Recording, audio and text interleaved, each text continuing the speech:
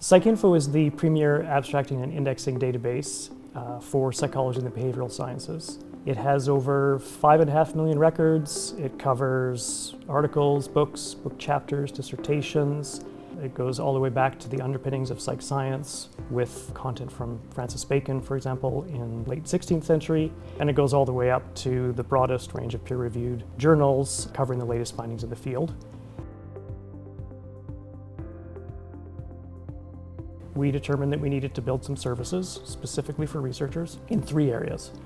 One area was keeping up to date with the scientific literature. Another area was full text access. And then the final area is analytics tools for novel ways of looking at the content in the science. We began with an invite-only service to researchers in psychology, specifically to help keep them up to date with the scientific literature as it was being released into PsycInfo. And that's what led us to develop the PsycInfo research services.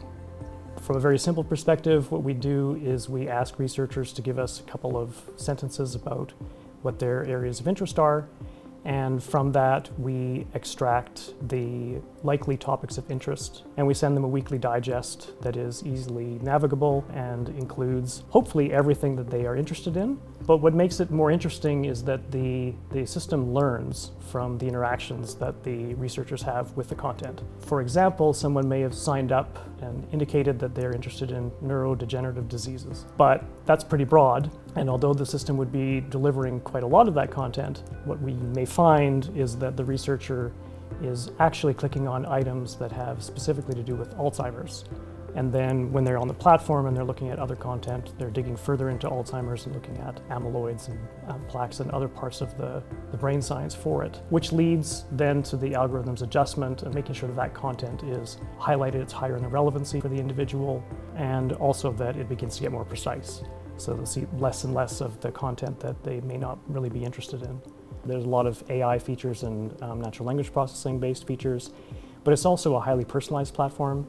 So if you think of the classic PsycInfo as a search interface where your expectation is essentially to be able to search the literature, navigate the literature through filters and facets and result sets, perform complex queries, where it's essentially the same platform for everyone, the PsycInfo research services are personalized. So when a researcher comes to the platform, they are seeing recommendations that are based on their specific interests, on their particular use of the platform, as well as they're seeing, for example, a homepage that is tailored to them. It gives them access to items they've recently looked at. It gives them access to the research updates that have been sent to them, so the emails, and also gives them quick access to their notifications, so what comes to them and their topic areas.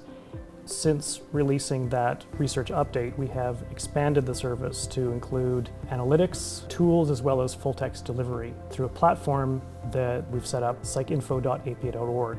We also have a topic mapper and tools for analyzing and exploring journals.